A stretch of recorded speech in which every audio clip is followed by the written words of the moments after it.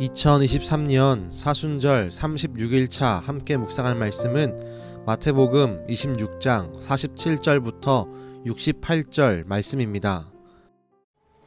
말씀하실 때 12 중에 하나인 유다가 왔는데 대제사장들과 백성의 장로들에게서 파송된 큰 무리가 칼과 몽치를 가지고 그와 함께 하였더라.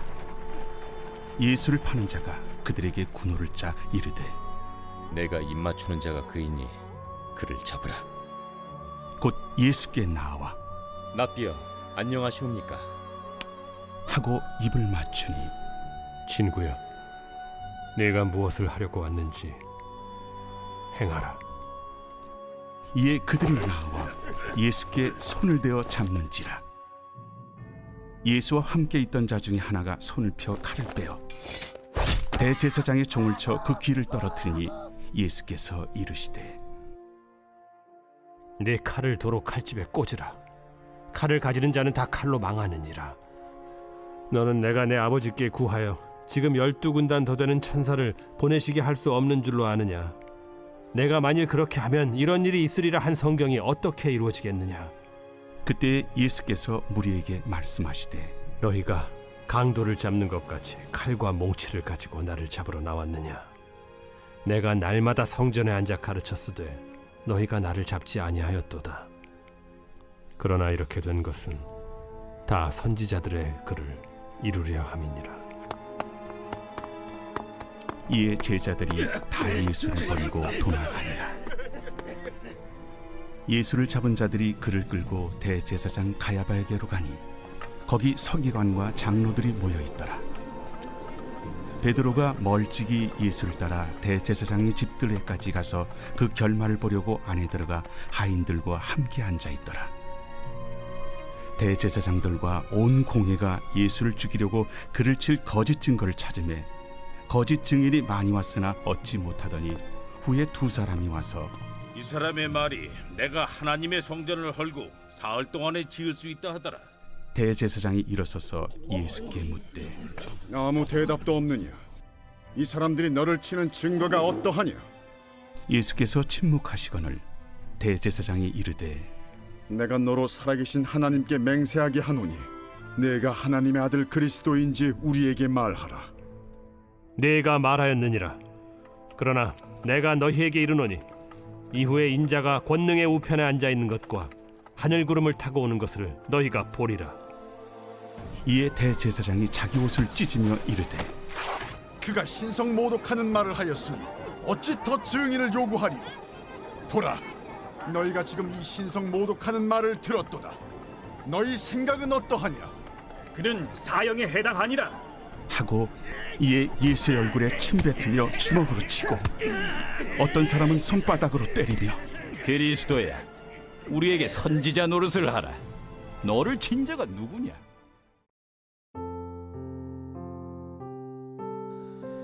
예수님을 배신한 제자 곧 가룟 유다는 예수님을 팔아 넘겼습니다.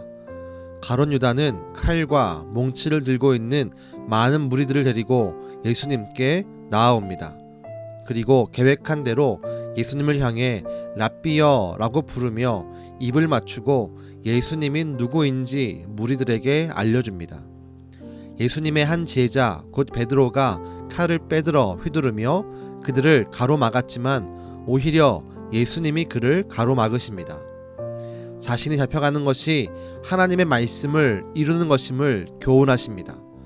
그렇게 예수님은 자처하며 무리들에게 끌려가십니다. 그리고 제자들은 모두 예수님을 버리고 달아납니다. 이후 예수님은 공회 앞에서 신문을 받으시며 십자가를 향한 하루를 시작하십니다. 우린 예수님의 모습을 보면서 중요한 한 가지를 기억해야 합니다. 예수님은 말씀을 이루시기 위하여 무리들에게 잡혀가는 모습을 보이십니다. 예수님은 하나님의 말씀, 곧 우리를 위한 제물이 되기 위해서 죄가 없으신 주님께서 죄인 취급을 받으십니다. 예수님의 모든 선택의 기준은 하나님의 말씀을 이루는 것입니다. 결국 그 말씀을 이루어내심으로 하나님의 일을 나타내셨습니다. 하나님의 일이란 곧 영혼을 구원하는 사랑의 일입니다. 반면에 제자들은 예수님을 버리고 떠나갑니다. 제자들의 선택의 기준은 자신의 안위를 위해서입니다. 또한 예수님을 신문하는 자들의 모든 말과 행동의 선택의 기준은 자신들의 권위를 내세우기 위함이었습니다. 그렇다면 우리는 어떠합니까? 오늘날 우리의 모든 말과 행동의 기준은 어떤 모습에 가까이 하고 있습니까? 우린 우리 자신의 말과 행동을 말씀에 기록된 예수님의 모습에 비춰 보아야 합니다. 예수님을 구주로 영접한 우리가 가야 할 길은 예수님이 우리에게 보이신 길입니다. 특별히 오늘 말씀에서 우리가 따라가야 할 길은 예수님처럼 말씀을 기준 삼아 나의 말과 행동을 선택하는 것입니다. 나의 유익이 아닌 말씀에 따라 말과 행동을 보임으로 예수님처럼 하나님의 일을 드러내는 자가 되어야 합니다. 우리를 통해 하나님의 사랑이 다른 이들에게 나타나는 말과 행동을 하기를 바라며 우리의 삶을 변혁시켜 나아가야 합니다. 그 길은 예수님이 가신 길처럼 고난의 길이 될 것입니다. 내 마음대로 되지도 않고 내 마음대로 해서도 안 되기에 그 길은 우리에게 때론 가시밭길처럼 느껴질 것입니다. 하지만 우린 그 길 뒤에 있을 하나님의 영광을 바라보며 그 길을 걸어가야 할 것입니다.